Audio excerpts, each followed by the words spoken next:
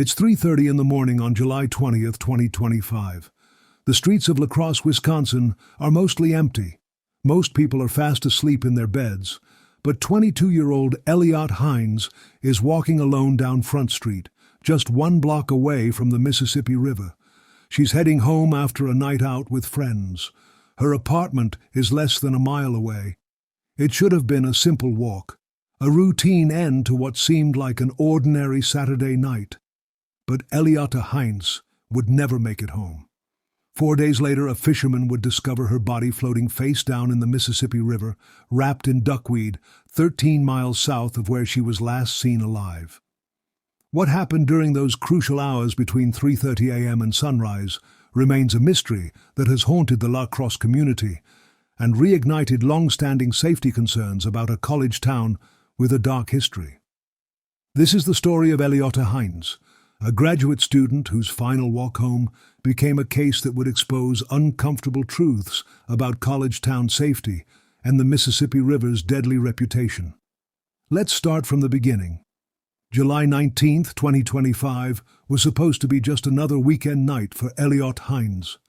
The 22-year-old Viterbo University graduate student had plans to go out with friends. She was described by those who knew her as sweet, quiet, and always happy. Her neighbor, Jonathan Strike, who lived in the same apartment building, would later tell reporters that Eliotte made the neighborhood better. She had only moved into her apartment a few months earlier, but her kindness had already made an impression on everyone around her. Even on the hottest, most humid days, Strike recalled, she never seemed to have a bad day. She was always sweet, always positive. That Saturday evening, Eliotte and her friends decided to visit Bronco's Bar, a popular spot in downtown La Crosse. It's the kind of place you'd expect to find in any college town. Nothing unusual about it. Nothing that would suggest the night would end in tragedy. The group spent their evening at the bar, enjoying what appeared to be a typical night out. But as the night wore on and closing time approached, Eliotte made a decision that would prove fatal. She decided to walk home alone. At approximately 2:30 a.m. on July 20th, surveillance cameras captured Eliotte leaving Bronco's Bar. She was alone. Her friends had likely gone their separate ways, probably thinking nothing of it. After all, this was La Crosse. This was supposed to be a safe college town where students regularly walked home from bars in the early morning hours. Eliotte began her walk home. Her apartment was less than a mile away from the bar. For most people, it would be a 10 to 15-minute walk at most. But Eliotte was walking through downtown La Crosse at 2:30 in the morning, and downtown La Crosse sits right alongside the Mississippi River. At 3:20 a.m., surveillance cameras captured what would become the last confirmed sighting of Eliotte Heinz alive. She was walking southbound on the 500 block of Front Street South. This location is significant because Front Street runs parallel to the Mississippi River, just 1 block away from the water. The cameras showed her walking alone, presumably still heading toward her apartment. She appeared to be walking normally, with no signs of distress or danger. There was no indication that anything was wrong, no signs that she was being followed or threatened. But 10 minutes later, at 3:30 a.m., another surveillance camera would capture what investigators believe was Eliotte's final moments. This camera, positioned along Front Street, showed her walking in the same direction, still alone, still apparently heading home. And then she disappeared. What happened next remains unclear. Eliotte simply vanished somewhere between that final camera sighting and her apartment. She never made it home.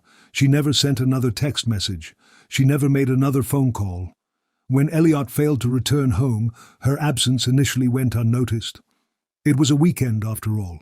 Maybe she had stayed over at a friend's place. Maybe she had met someone and decided to extend her night out. In college towns, it's not uncommon for students to change their plans on a whim. But as hours turned into a day, concern began to grow. Eliotte wasn't the type to disappear without telling anyone. Her family knew something was wrong. By Sunday evening, less than 24 hours after she was last seen on surveillance camera, the La Crosse Police Department received a missing person report. The search for Eliotte Heinz had officially begun. But what police and her family didn't know yet was that they were already too late.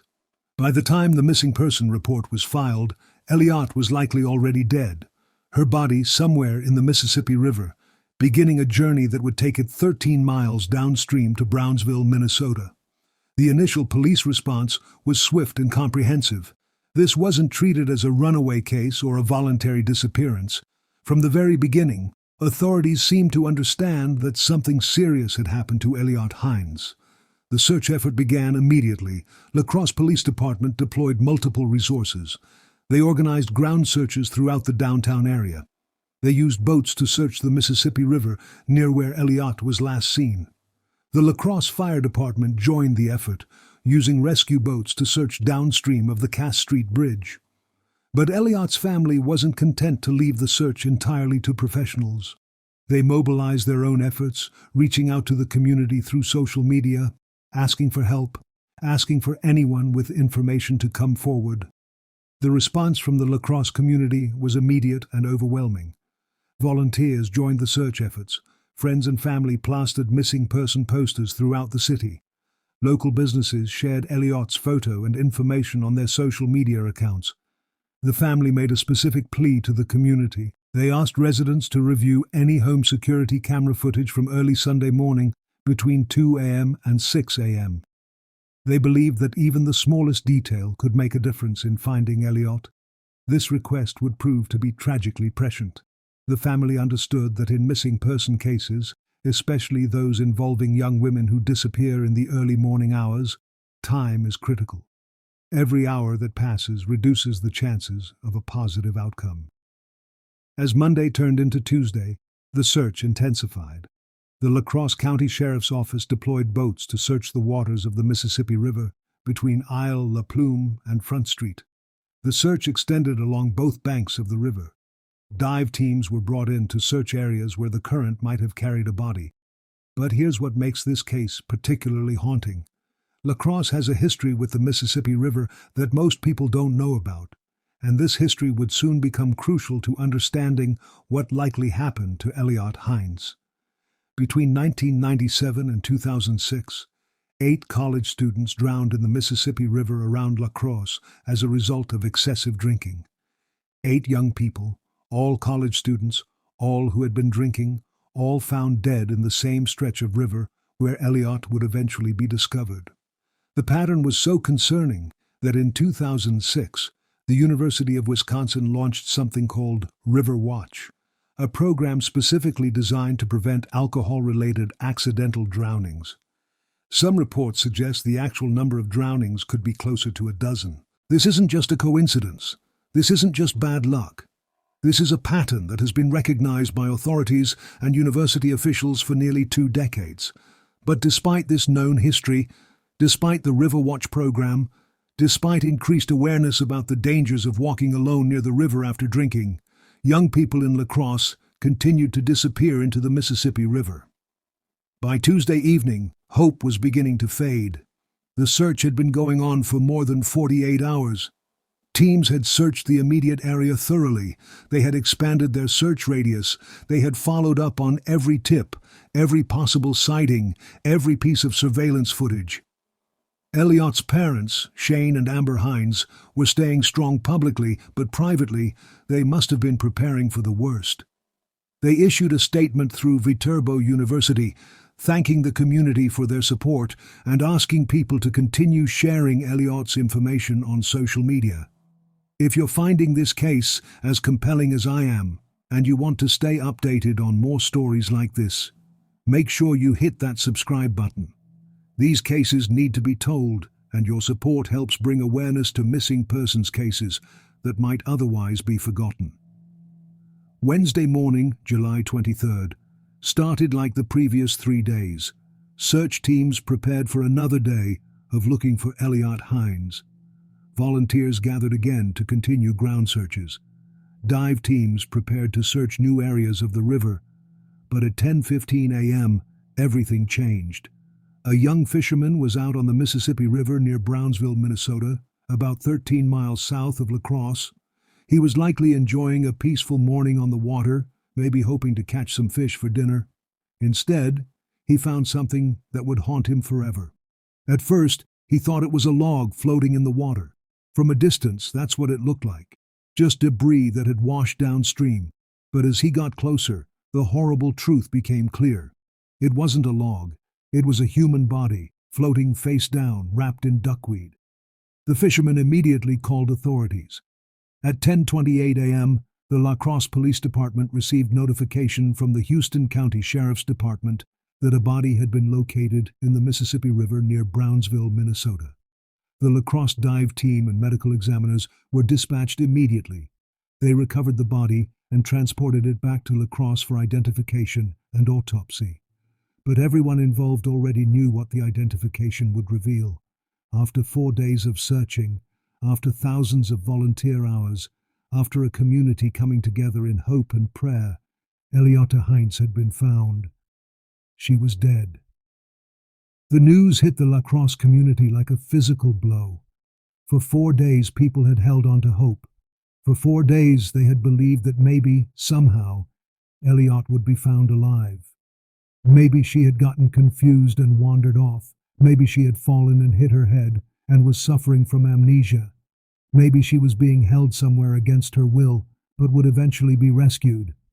But those hopes were now shattered. La Crosse Police Chief Sean Coudron held a press conference that afternoon. His words were measured, professional, but tinged with sadness. He said this was not the outcome they had hoped for throughout the search. He expressed condolences to Eliotte's family, friends, and all those who knew her. He thanked the community for their outpouring of support. But he also made something clear. The investigation was far from over. An autopsy would be conducted. The cause of death would be determined. Every piece of evidence would be examined. The question that everyone was asking but nobody wanted to voice was simple. How did Eliotte end up in the Mississippi River? Was this an accident? Had she somehow fallen into the river during her walk home? Had she been drinking enough to become disoriented and wander toward the water? Or was this something more sinister? Had someone harmed Eliotte and thrown her body into the river? Was there a predator lurking in the streets of La Crosse, targeting young women walking alone in the early morning hours? The autopsy results would be crucial to answering these questions. But preliminary findings would take time. Final results would take months. In the meantime, the La Crosse community was left to grapple with a tragedy that felt both shocking and familiar. Shocking because Eliotte was a real person, someone who had touched the lives of those around her. Familiar because this wasn't the first time a young person had been found dead in the Mississippi River near La Crosse. Jonathan Strike, Eliotte's neighbor, captured the community's mood perfectly when he spoke to reporters. He said he had found out about Eliotte's disappearance on Facebook before anyone told him directly. When he saw her parents across the street from their apartment building, he broke down. They were trying hard to hold out hope, he said, and it was a rough few days for everyone. Eliotte's family released a statement that was both heartbreaking and gracious. They described their daughter as a beautiful person who was smart, funny, caring, and loved fiercely by them. They said they didn't know why they were so blessed to have her as a daughter, or why they were unable to keep her. They also said something that would stick with anyone who read it. Eliotte's walk home is finished. Unfortunately, our family's walk down this new hard path is just the beginning. 2 days later, on Friday, July 25th, the La Crosse Police Department released preliminary autopsy results. The findings were significant, but also raised new questions. According to the preliminary results, there was no evidence of criminal conduct in Eliotte's death. Police stated that they did not believe there was any foul play involved. This finding was both a relief and a source of new anguish for the community. A relief because it meant there wasn't a killer stalking the streets of La Crosse, but a source of anguish because it suggested that Eliotte's death was preventable. If there was no foul play, then Eliotte's death was most likely an accident. She had probably fallen into the Mississippi River during her walk home and drowned. But how and why? The most likely explanation, based on the historical pattern of similar deaths in La Crosse, was that Eliotte had been drinking, became disoriented during her walk home, and somehow ended up in the river. But this explanation raises uncomfortable questions about college culture, about the safety of downtown areas near waterways, and about whether enough was being done to prevent these tragedies. Remember, this wasn't the first time. The University of Wisconsin Riverwatch program exists specifically because this has happened before, multiple times, to multiple young people. So why was it still happening? Why, despite increased awareness, despite prevention programs, despite community education efforts, was another young person dead in the Mississippi River? These are the questions that the lacrosse community is still grappling with today. And these are the questions that make Eliotte Heinz's case more than just a tragic accident. They make it a symptom of larger problems that haven't been adequately addressed. The final autopsy results won't be available for several months. The investigation technically remains open. But barring any new evidence or unexpected findings, the official conclusion will likely be that Eliotte Heinz accidentally drowned in the Mississippi River after a night of drinking. But for her family, for her friends, for the community that came together to search for her, the official conclusion doesn't bring closure. It brings more questions. Could this have been prevented? What changes need to be made to ensure it doesn't happen again? How many more young people need to die before something meaningful is done to address the underlying issues? Eliotte Heinz was 22 years old. She was a graduate student with her whole life ahead of her. She was described by everyone who knew her as kind, sweet, and positive. She made her neighborhood better just by being there. She deserved to make it home safely that night. She deserved to wake up the next morning and continue living her life. She deserved to graduate, to start her career, to fall in love, to have a family of her own. Instead, she became another statistic in lacrosse's troubling history with the Mississippi River. Another young life cut short. Another family destroyed by a tragedy that might have been prevented. If this story has moved you, if you think more people need to hear about cases like Eliotte's, please take a moment to like this video and share it with others.